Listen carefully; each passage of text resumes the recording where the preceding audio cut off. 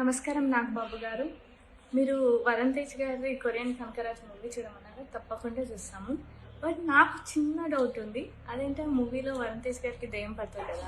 So మీరు మీ real లైఫ్లో దెయ్యాలు నమ్ముతారా?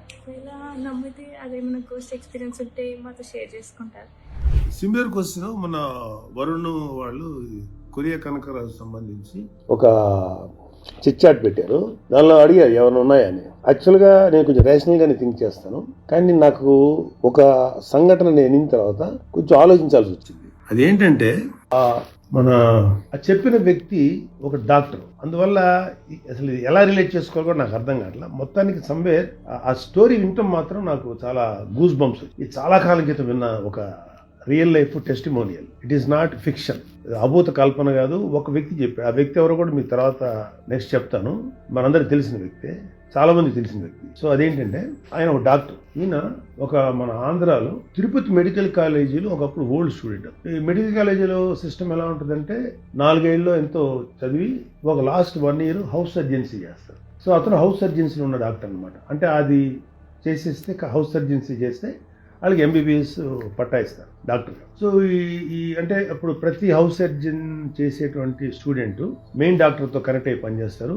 వాళ్ళు ఒక్కొక్క వింగ్లో పనిచేస్తారు. అంటే హార్ట్కి సంబంధించిన వింగు ఒక 10 రోజులు, లేకపోతే లంగ్స్కి సంబంధించినటువంటి ఇష్యూస్ మీద ఒక 10 రోజులు, బోన్స్కి సంబంధించిన విషయాలు కానీ, స్కిన్, ఇలాగ రకరకాల దీంట్లో ఈ 1 year పూర్తి చేస్తారు. నాకు తెలిసినంత వరకు ఇది. ఇంకేదైనా మార్పులు ఉంటే ఉండొచ్చు. యూనివర్సిటీకి సంబంధించిన మెడికల్ కాలేజీ సపరేట్గా ఉంటుంది. ఆ కాలేజీకి పేషెంట్స్, డాక్టర్స్, అన్ని రకాల ట్రీట్మెంట్స్.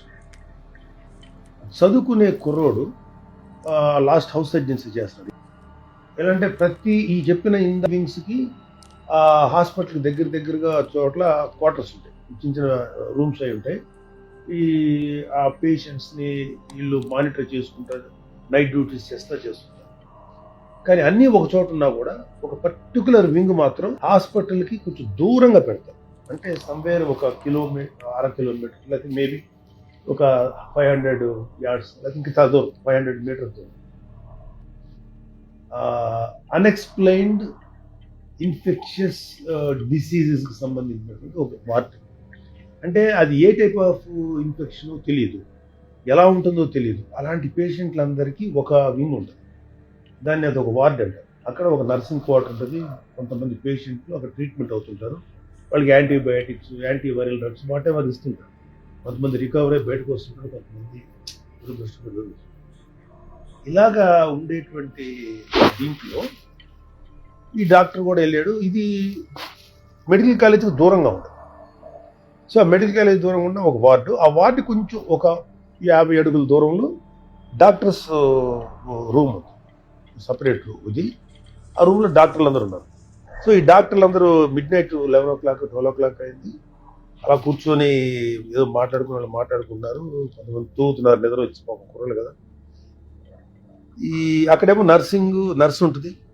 ఆ వార్డులో ఇన్ఫెక్షన్స్ డిసీజ్ వార్డు నర్స్ ఉంటుంది. అక్కడ పేషెంట్లు ఉంటారు. ఎమర్జెన్సీ వస్తే ఏదైనా వస్తే నర్సే అటెండ్ అవుతుంది. ఈ 2 సిచ్యుయేషన్స్ ఇలా ఉంటాయి. ఇక్కడ డాక్టర్లు ఉంటారు. నర్సుకి ఏదన్నా ఆవిడకి బియాండ్ హర్ లిమిట్స్ ఏదైనా ఉంటే, ఇష్యూస్ ఉంటే గబుక్కుని ఈ డాక్టర్ని పిలుచుకొని అక్కడ కన్సర్న్ పేషెంట్కి ఒక బేసిక్ ట్రీట్మెంట్ ఇప్పేసి తట్టుకోకపోతే పెద్ద డాక్టర్లు వస్తారు. ఇది ఒక ప్రొసీజర్. సరే, డాక్టర్లు వెయిట్ చేస్తారు రూమ్లో. ఒక నైట్ ఒక 11:30 12 అట్లా అయింది.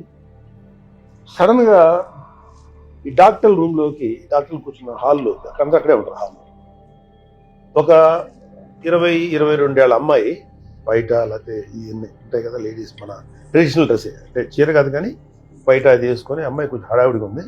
అమ్మాయి గబగబా లోపలికి వచ్చి డాక్టర్ గారు ఎవరమ్మా, అక్కడ హాస్పిటల్ బెడ్ మీద 13వ నెంబర్ పేషెంట్కి ఊపిరాడతలేదు, మీరు అర్జెంటుగా రండి. నువ్వెవరమ్మా అన్నారు. ప్లీజ్ సార్ అర్జెంటుగా రండి సార్. ఆయన అడిగిన ప్రశ్న సమాధానం చెప్పండి. ప్లీజ్ సార్ అర్జెంటుగా చెప్పి వాళ్ళు పరిగెట్టుకుంటూ హాస్పిటల్లో ఇన్ఫెక్షన్ డిసీజ్ వార్డులోకి వెళ్ళిపోయింది.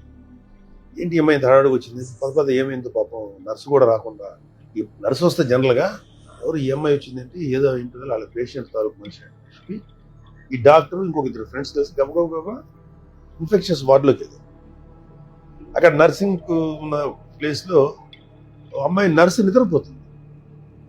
ఏంటి ఇక్కడ ఏదో పేషెంట్కి ఒంట్లో బాగాలేదు, 13 నెంబర్ బెడ్ పేషెంట్కి ఒంట్లో బాగాలేదని వాళ్ళు ఎవరో చెప్పారు. నీకు ఏంటంటే అమ్మాయి నిద్రలేసి నర్సు ఎవరు రాలేదు సార్, నాకు ఎవరు చెప్పలేదు. అదేంటమ్మా అలా మాట్లాడతావు, ఎవరో పేషెంట్కి ఊపిరాడతలేదంట, సఫర్ అవుతుంది, అమ్మాయి ఎవరో అమ్మాయి వచ్చి చెప్పింది, నువ్వు రాకపోవడం నీకు తెలియపోవడం ఏంటని ఈ అమ్మాయిని ఇచ్చేస్తే ఈ అమ్మాయి లేదు సార్, సరే పద పేషెంట్ చూద్దాం. 13 నెంబర్ పేషెంట్ నిజంగానే ఒక పేషెంట్ ఆక్సిజన్ సరిగా అందక ఏదో అయిపోయి సఫకేట్ అవుతుంది. సరే వీళ్ళు గబగబా వెళ్ళి ఆ పేషెంట్ అక్కడ అమ్మాయి కూడా అది 13 నెంబర్ పేషెంట్ ఉమెన్ లేడీ, అమ్మాయి సఫకేట్ అవుతుంటే గబగబా ట్రీట్మెంట్ ఇచ్చారు.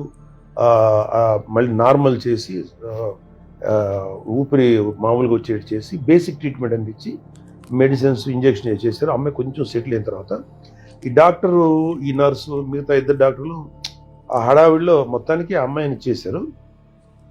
చేసి ఏదైనా ఉంటే చెప్పు, అలా పడుకోకూడదని చెప్పి నర్సుకి వార్నింగ్ ఇచ్చి వీళ్ళు వెళ్ళిపోతూ పాపం ఎవరైనా అప్పుడు ఫోకస్గా చూశారు అమ్మాయిని. అమ్మాయి ఎవరో కాదు, వీళ్ళ డాక్టర్ల దగ్గరికి వచ్చి సార్ ఆ పేషెంట్ ఇలా ఉంది సార్ అని చెప్పిన అమ్మాయి. నాకు అర్థం కాల, అంటే పేషెంట్ ఇదిలో ఉండి మరి బయటకు వచ్చింది ఆ అమ్మాయి అంటున్నారు, ఆ అమ్మాయి లుక్కే ఉందన్నారు, ఆ అమ్మాయి చెప్పింది అంటున్నారు. అంటే అర్థం ఏంటి, పేషెంట్ ప్రాణాలతో ఉండగా కూడా ఒక్కొక్కసారి పేషెంట్ బాడీలో నుంచి సోల్ రావచ్చు అనేది ఈ యొక్క రియల్ లైఫ్ సంఘటన ప్రూవ్ చేసింది. ఇప్పుడు నాకు చెప్పింది ఎవరో ఒక నార్మల్గా ఉండే వ్యక్తి చెప్పుకుంటే నేను పెద్దగా రియాక్ట్ అయ్యే ఉంటాను. చెప్పింది ఒక డాక్టర్. ఆయన అడిగితే ఎట్లా సార్ కుదురుదంటే ఏమన్నావు గారు నాకు తెలియదు, but it is happened in my presence, నా ముందు జరిగింది, నేనే చేశాను, నేను వెళ్ళి అమ్మాయికి బేసిక్ ట్రీట్మెంట్ ఇచ్చాను, నేను చూశాను. సో దాన్ని బట్టి నాకు అర్థమైంది ఏంటంటే దీనికి నేను ఎటువంటి లాజికల్ ఎక్స్ప్లెనేషన్ ఇవ్వను, కానీ ఎటువంటి కామెంట్స్ చేయను. కానీ ఇలాంటి ఒక సంఘటన జరిగింది. ఇది ఎందుకు చెప్పానంటే సమ్వేర్ ఈ రియల్ స్టోరీకి ఇప్పుడు మన వరుణ్ బాబుది వస్తుంది కదా కొరియా కనకరాజు, దానికి ఒక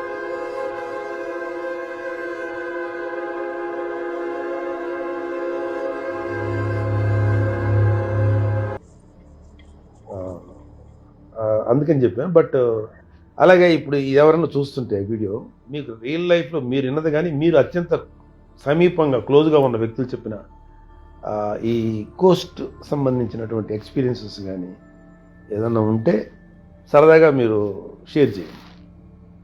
థ్యాంక్ యూ.